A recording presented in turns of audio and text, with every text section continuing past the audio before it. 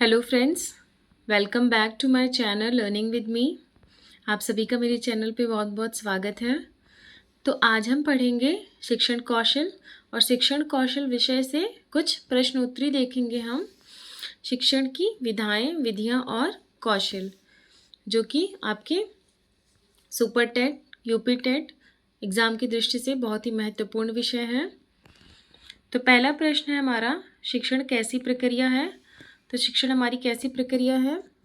शिक्षण हमारी एक त्रिध्रुवीय यानी कि ट्राइपोलर प्रक्रिया है। त्रि यानी कि तीन, तो ये तीन कौन कौन है इसमें? शिक्षक, शिक्षार्थी और पाठ्यक्रम। नेक्स्ट, शिक्षण को त्रिध्रुवीय प्रक्रिया किसने माना है? तो शिक्षण को त्रिध्रुवीय प्रक्रिया किसने माना है? जॉन डीवी ने। अगला है हमारा, शिक्षण को द्विध्रुवीय प्रक्रिया यानी कि बायपोलर प्रक्रिया किसने माना था? तो इसे बायपोलर माना था एडम्स ने।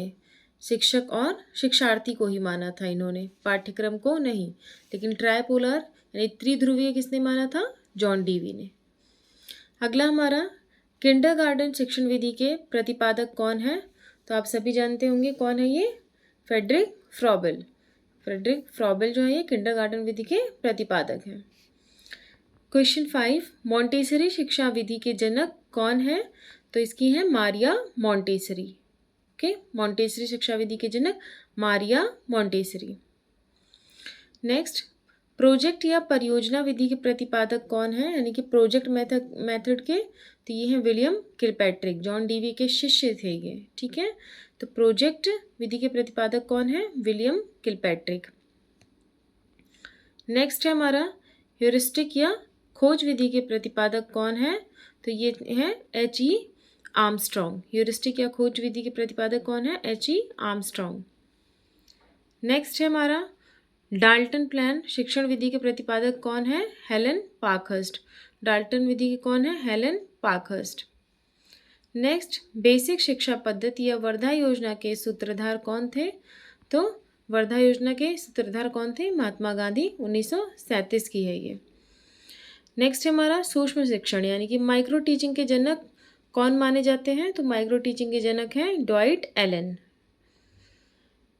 प्रश्न 11, भारत में सूक्ष्म शिक्षण का प्रारंभ किसने और कहाँ किया था? तो भारत में जो किया था सूक्ष्म शिक्षण का प्रारंभ वो थे D.D. तिवारी ने। और कहाँ किया था? इलाहाबाद में किया था 1967 में।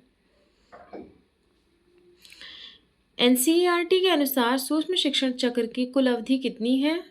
तो कितनी होती है सूक्ष्म शिक्षण की कुल अवधि? 36 मिनट की। और इसमें आपके 6 स्टेप्स होते हैं। सूक्ष्म शिक्षण चक्र का सही क्रम क्या है? वही जो मैंने आपको बताया ना, 6 स्टेप्स होते हैं। पाठ योजना, फिर शिक्षण करना, फिर प्रतिपुष्टि, उसके बाद पुनः पाठ योजना करना, फिर पुनः शिक्षण करना और फिर पुनः प्रतिपुष्टि करना। तो पहले पाठ योजना बनाएंगे, फिर उसका शिक्षण होगा, फिर प्रतिपुष्टि यानी कि फीडबैक मिलेगा हमें, फिर उसके अनुसार हम फिर से पुनः पाठ्य योजना बनाएंगे, पुनः शिक्षण होगा, पुनः प्रतिपुष्टि। नेक्स्ट क्वेश्चन, सूक्ष्म शिक्षण में शिक्षण और प्रतिपुष्टि के लिए कितना कितना समय निर्धारित है? तो सूक्ष्म शिक्षण में शिक्षण के लिए 6 मिनट और पुनः प्रतिपुष्टि फीडबैक के लिए हमारा 6 मिनट। सूक्ष्म शिक्षण में पुनः योजना रीप्लान के लिए कितना समय दिया जाता है? तो रीप्लान के लिए, पुनः योजना के लिए 12 मिनट दिए जाते हैं, ठीक है। प्रस्तावना कौशल यानी कि इंट्रोडक्शन स्किल का मुख्य घटक क्या होता है? तो इंट्रोडक्शन स्किल का जो हमारा मुख्य घटक होता है वो होता है हमारा पूर्व ज्ञान, प्रीवियस नॉलेज के संबंध जोड़ना। शिक्षण का सूत्र ज्ञात से अज्ञात की ओर किस कौशल में सबसे ज़्यादा प्रयोग होता है? तो ये हमारा प्रयोग होता है प्रस्तावना कौशल में, ठीक है। शिक्षण के 3 स्तर कौन कौन से हैं? तो शिक्षण के 3 स्तर हमारे हैं स्मृति स्तर, बोध स्तर और चिंतन स्तर।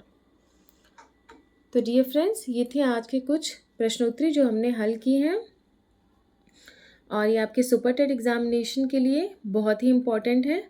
तो क्लास के थ्रू जाइए और अगर आपको क्लास अच्छी लगी हो तो वीडियो को लाइक कीजिए, चैनल को सब्सक्राइब कीजिए एंड डेफिनेटली मेरी वीडियोस को शेयर कीजिए।